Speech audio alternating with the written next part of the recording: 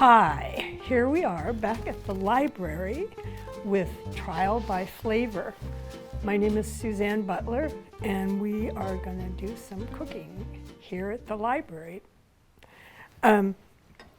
Tonight we're going to make shakshuka.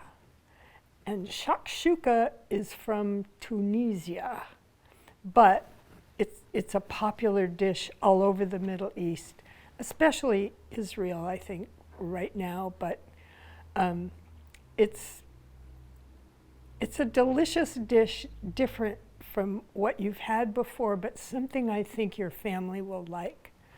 The first thing, though, the first thing we have to do to make shakshuka is to make an Arabic spice paste called harissa. And to make harissa, we just have loads of things to put in it. The first thing is chilies.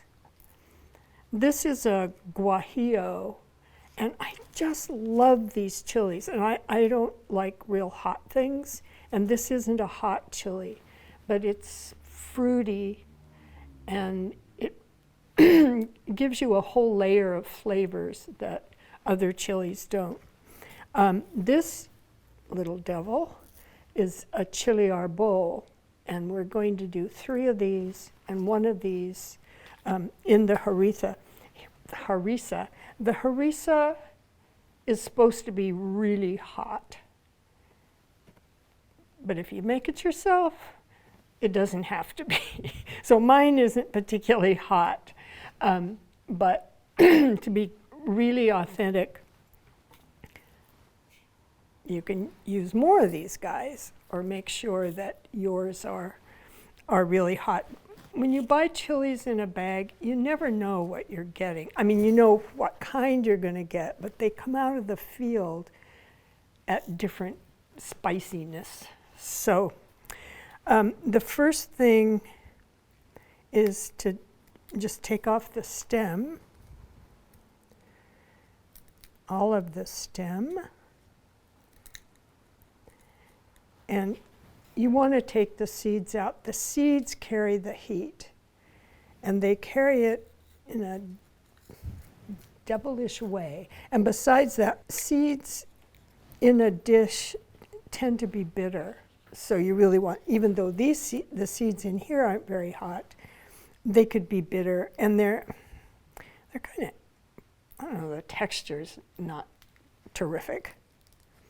Again, I'm going to take off the stem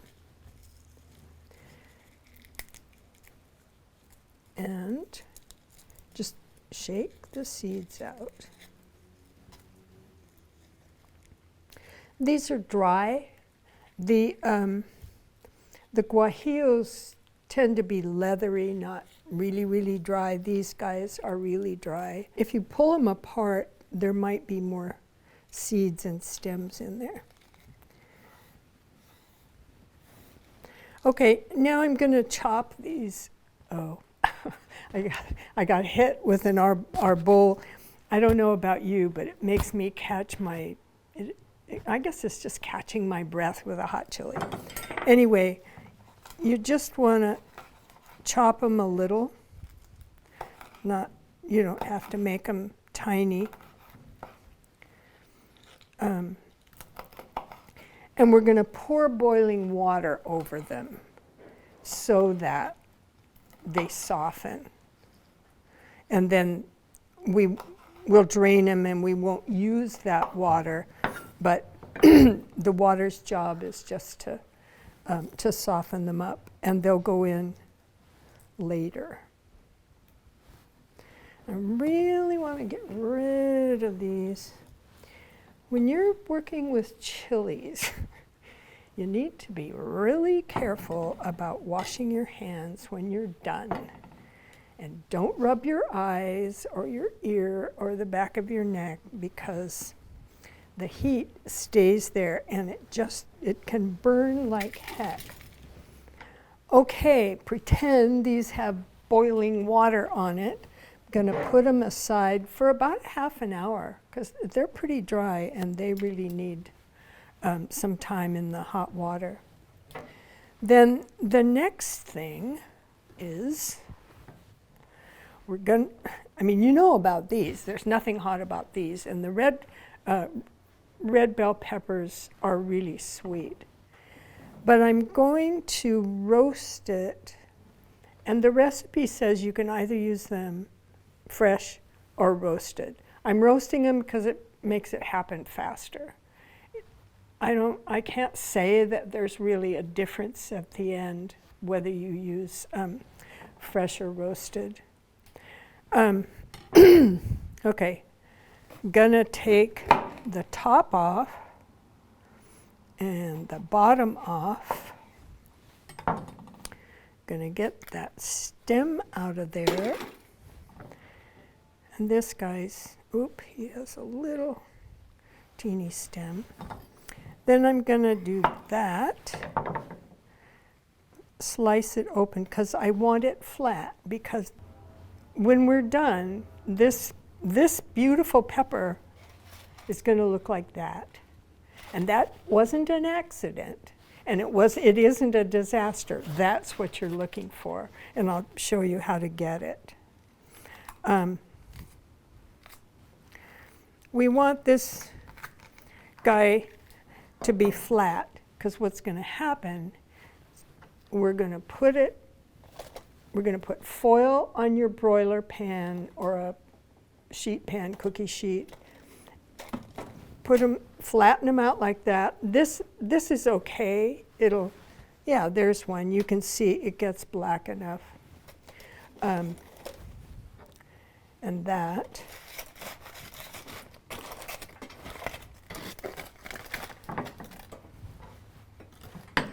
Okay. I don't know about you, but you can buy roasted peppers in a jar. They're kind of spendy. All peppers are spendy at this point, but anyway, they're really easy to do, and you know what you have. So I put them under the broiler for about, I usually time it for 6. I put them pretty close up to the hot part and time it for 6 and check them and maybe turn the pan around. But they usually take about 10 minutes altogether. They're just wonderful on sandwiches. What else? Oh, and you can chop them up and make bruschetta out of them. That's so yummy. And you can, if by some happy chance you have too many red peppers, you can roast them and freeze them. So, and then they're in your freezer for whatever you want to use them for. When they're done, when they've gotten black like this, you just wrap them up in the foil because they need to steam probably 10, 15 minutes. And these obviously have already done that. And then the peel just comes right off. And you can see they're soft, they're unctuous. I love unctuous. And I think I'll go back, get rid of these seeds.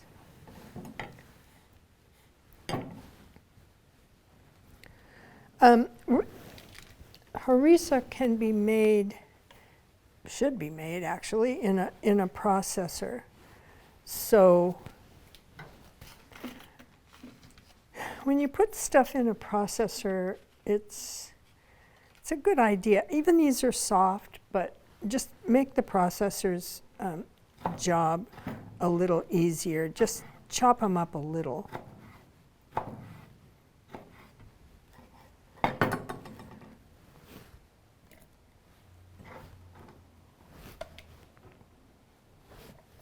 And if a little bit of skin gets in there, it doesn't matter. It's just charry.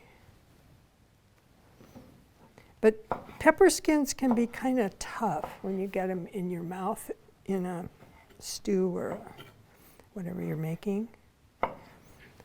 So you can get most of the skin off by roasting them. Okay. Now we have spices.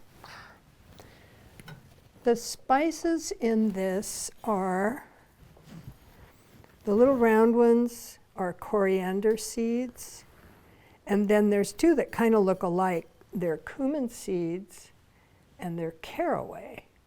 And this is really unusual. There are hardly ever caraway seeds in Middle Eastern food, at least that I've run into. But these, they don't probably have to be, but they're nicer if you roast them a little bit. And you roast them on the stove in a perfectly dry pan, no oil here. And they don't really change color, but they start getting fragrant. And so you really tell by your nose what to do with this when they're done.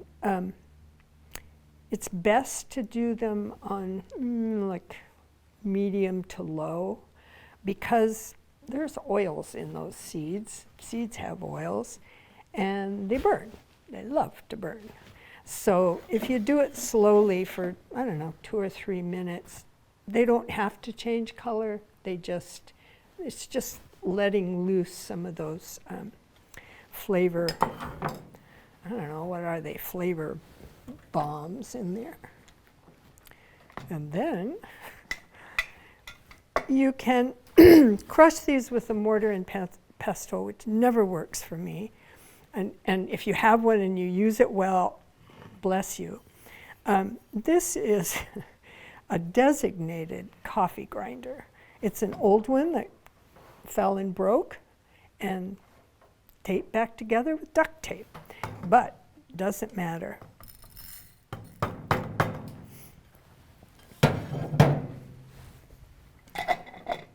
But you can see they're just, there aren't that many in there. That's a teaspoon and a half teaspoon of each of the spices. But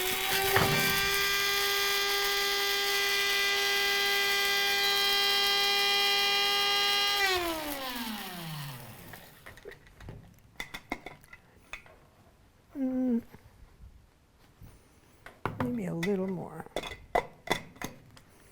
You don't really want the outsides of the seeds in there.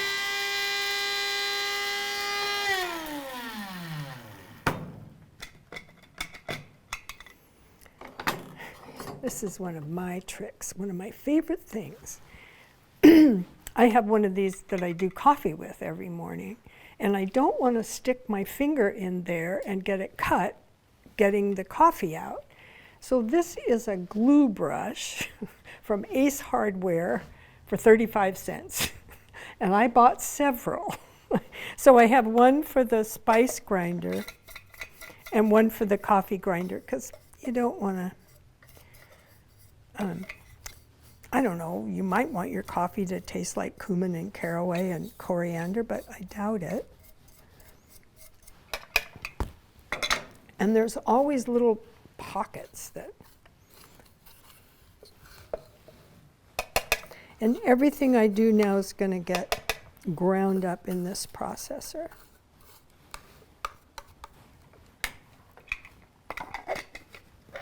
Yeah. Okay, he can go away too. The next thing is, this is a small red onion. I had a big red onion, so I used half of it. So, about that much red onion.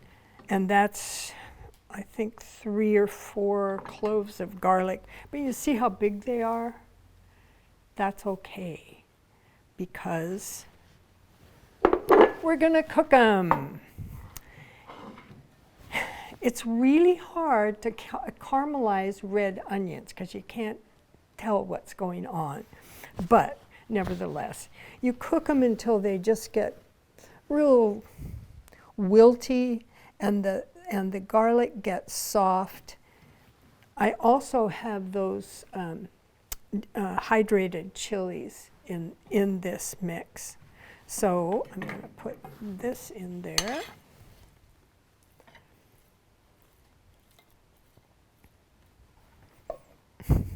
See how my aim is. You're not really truly caramelizing them, which can take an hour. But this might take 30 minutes, but at a real low heat, because garlic loves to burn and onions love to burn. And if either one of those burns, you're dead. Throw them out and start over.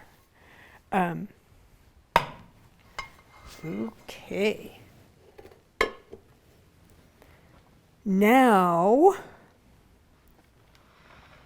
we've got, the little wonderful things that finish it off. Tomato paste. It's just a couple of teaspoons. And you can get tomato paste in cans, but better yet, you can get tomato paste in tubes. You hardly ever use more than like a tablespoon or two at a time. So what do you do with the rest of it if you buy it in a can? You put it in a plastic bag and flatten it out and put it in the freezer and then just chip it off when you need it. But you can buy it in a tube too, which I think started in Europe, and then you just squeeze out the amount you need.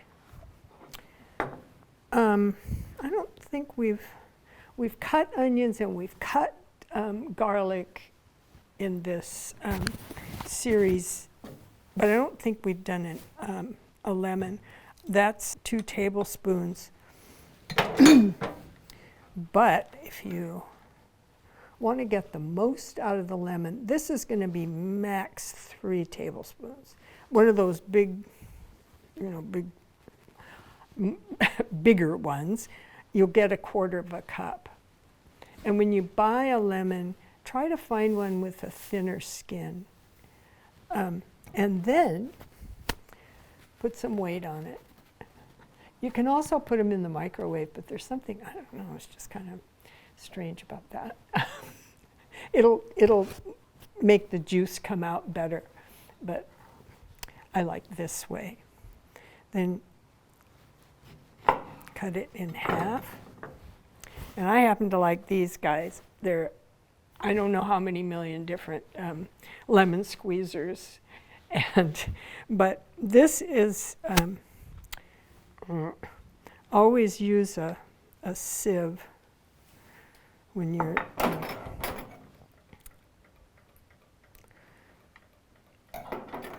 you're doing this. Oh, here, I can just do it into here because that's really enough.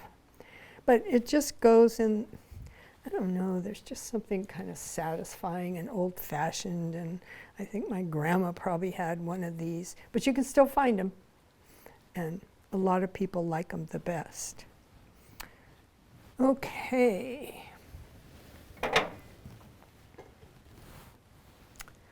And of course, we need some salt. I think it's 1/2 teaspoon, 3/4. I use kosher salt because I can pick it up and it doesn't, drizzle out of my hand. I can control it. And now we will see. With processors, you always got to have everything just right. Aha! Ta-da! Oops. Chop and grind. I don't know.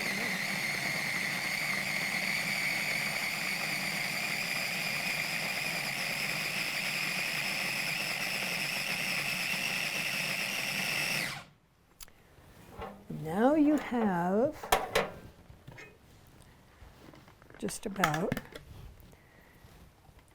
These little processors are so cool. I don't own one. I borrowed one, but to do something like this, they just work better than the big ones. I'll give it one more.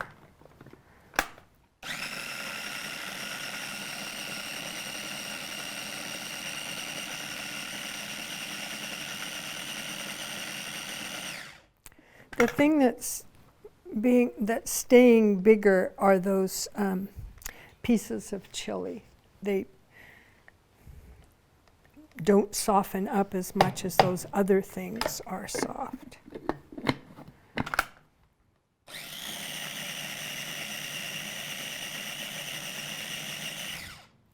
Okay, we got it. All there is to it. And you only use, well, in this recipe, only 2 tablespoons, and this makes close to a cup, which is wonderful because you can keep using it. And I'm going to take a couple tablespoons out of there for our next trick. And things like this, you don't have to measure them carefully. I always say it's not cake. It's, you know, it's a rustic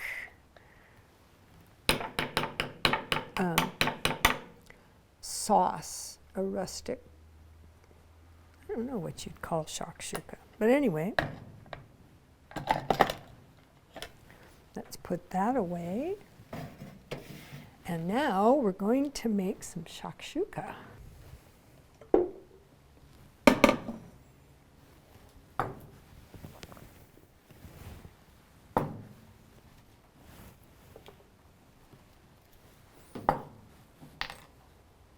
Bingo.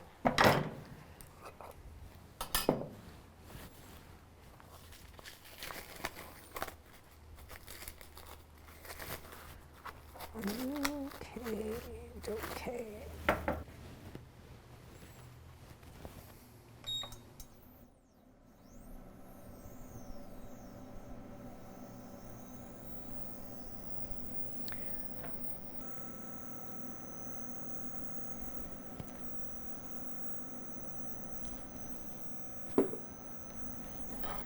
Okay. This is going to be more red pepper, sweet peppers, tomatoes, more garlic. It has some of the same ingredients as the harissa, but I think that's.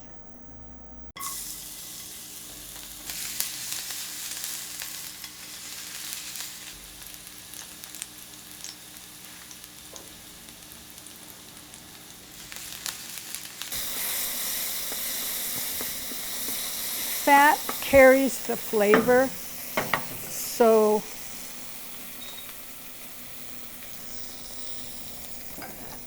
you want plenty, but it's, you know, it's just to keep things from burning. And more tomato paste. It's funny how the ingredients are the same.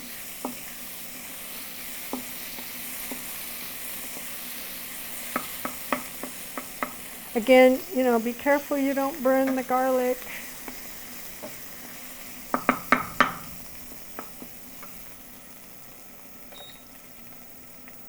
Just turning it down a little bit. Oh, I know. I'm going to put the cumin in first. It's a teaspoon of cumin. Again, you don't have to measure carefully. You know, they have little rectangular measuring spoons that fit in spice jars. They're really nice. Because this is dangerous, not with cumin, but it could be with something else, like cayenne. Cumin likes to be toasted. Like there was cumin seed in the harissa, and just like the seed, the ground stuff likes to be toasted. It pulls out the flavor.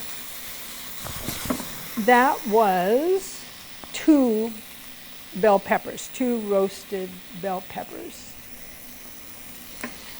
And they bring a sweetness to the sauce. Tomatoes are really acid, as you know, and they can be harsh, but the peppers, the sweet peppers, really pull that back. I think I probably need some salt here.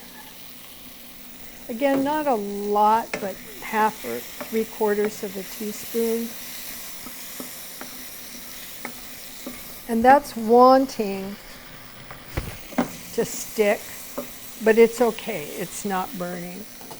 And then a 28-ounce can of diced tomatoes.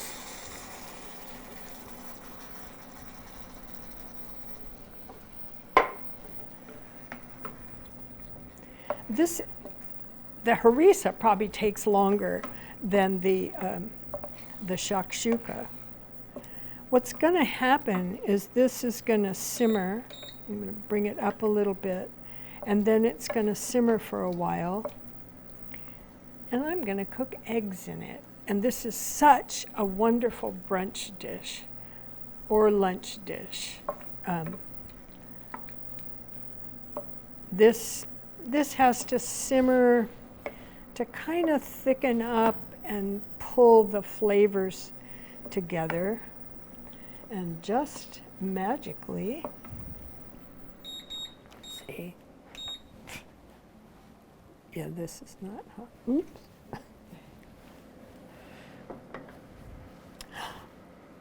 I have some that are all cooked. They've been simmered. Ta-da! Doesn't look any different, does it?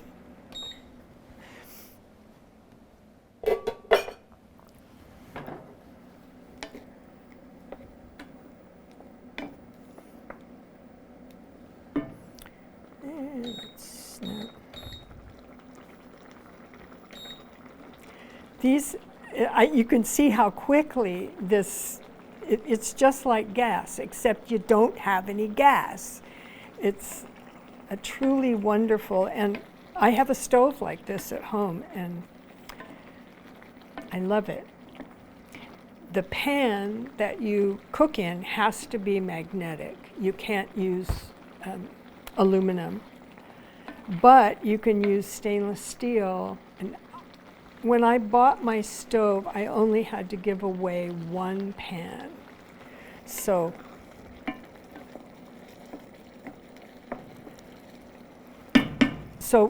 you know, when people are writing reviews about them, they say, well, you have to get all new pans. No, I didn't. Okay, maybe I better turn that down a little bit.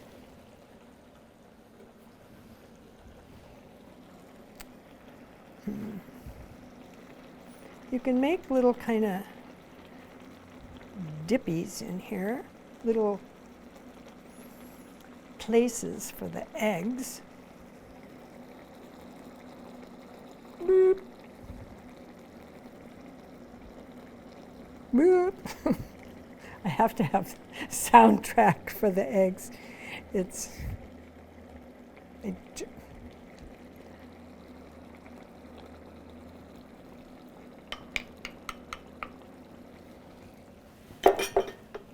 And one thing you can do is take something, and it can be a spoon or a knife or whatever, and kind of muck around with the whites. Just stir them a little bit, but be really careful not to break the yolks. A broken yolk is never mind. But you can see that the whites are starting to cook. And then I'm going to go down. It's at 220, which is just above boiling. My home stove will say, you know, simmer low, medium, like they do. But what occurred to me today is this is kind of like huevos rancheros. And I don't know why I didn't think of that before, but you're poaching an egg in a red sauce, usually. These are seasonal also. Like in the summertime, they'll put fresh spinach in it. Some people put potatoes in it in the winter. So this can take probably 6 or 8 minutes. I mean, you know how you like your eggs. They should be runny, but they should be runny for me. I don't know about you. I think that the operant word these days is jammy. You want jammy eggs. And so that's what we're looking for.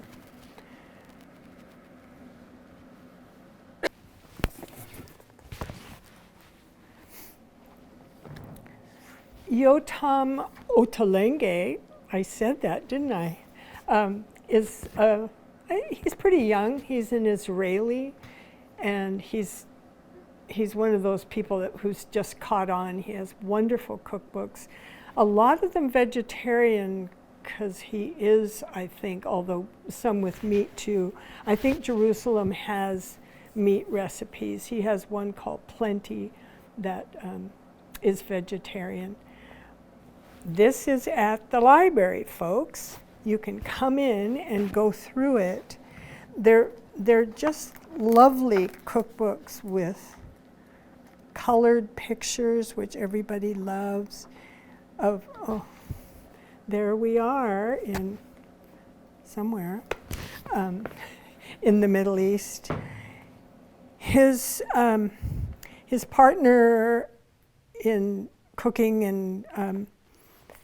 and I think he's partners in the restaurant is Sami Tamimi, and the books are usually done with him. And this one has a foreword by Ottolenghi, but this is Sami Tamimi. And again, they're just gorgeous books and pretty, not real complicated, really worth looking at. Even if you don't want to cook out of them, just look at them and enjoy them.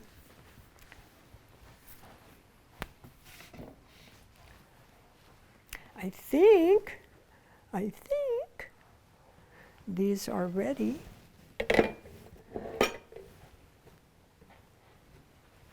Okay.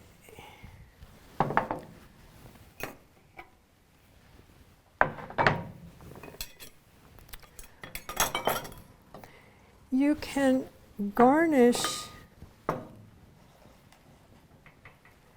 the whole pan and put it on the table. It's a little iffy to put a cast iron pan on the table just because it's hot, but you could put it at your place and serve people there.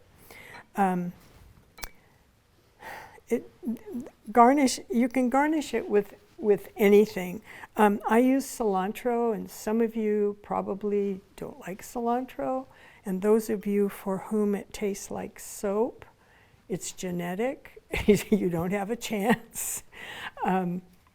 But I love it, so I get to put it on mine. You can put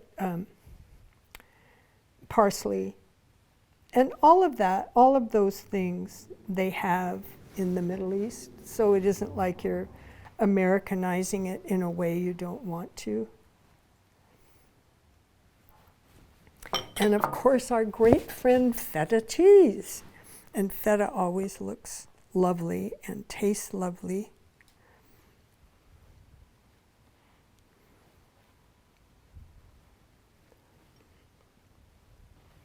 You can, if I were doing this at home, I would do this and serve it at the table, but I'd put more feta on the table because there's no such thing as too much feta, in my view. Okay. So I can't really show you perfectly, but there it is. I'm going to serve it in a bowl. That isn't absolutely necessary, but I'm gonna, because this is a nice blue bowl. I love kind of really hard toast, and this isn't toasted, but it's just fine. If I didn't have toast, I'd put it on the side. I would put this on the side, but if I have a piece of really hearty toast with olive oil brushed on it, I would put it underneath. So we'll do it this way.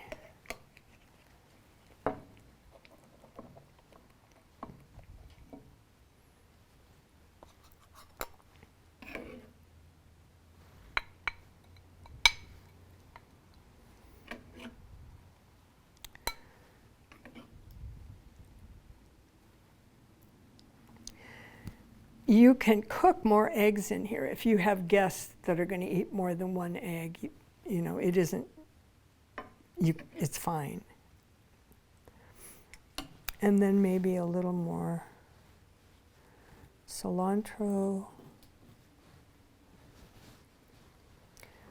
Cilantro stems have a lot of flavor, so it's kind of too bad to throw them out. So you can just cut them up a little bit finer. And there you have it. Oops. We will be good waiters and waitresses and clean the plate. Good chef cleans the plate. And there you go. That is a really good brunch or lunch. Let me see. I think we did it. I'm not sure. Yes, look at it's not too runny, and the eggs or the egg whites are cooked, but that's just perfect.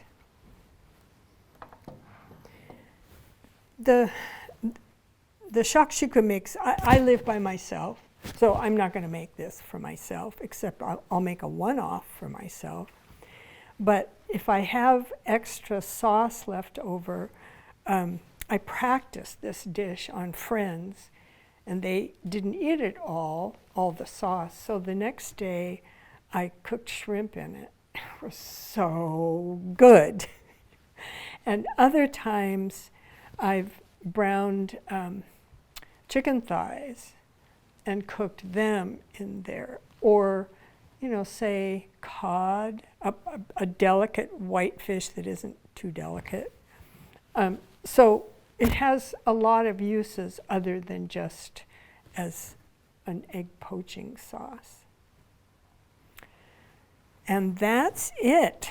Thank you for cooking with us today. And there are kits at the library with the spices in them. And the books that they came from are here. And I appreciate your coming. And I'll see you next time.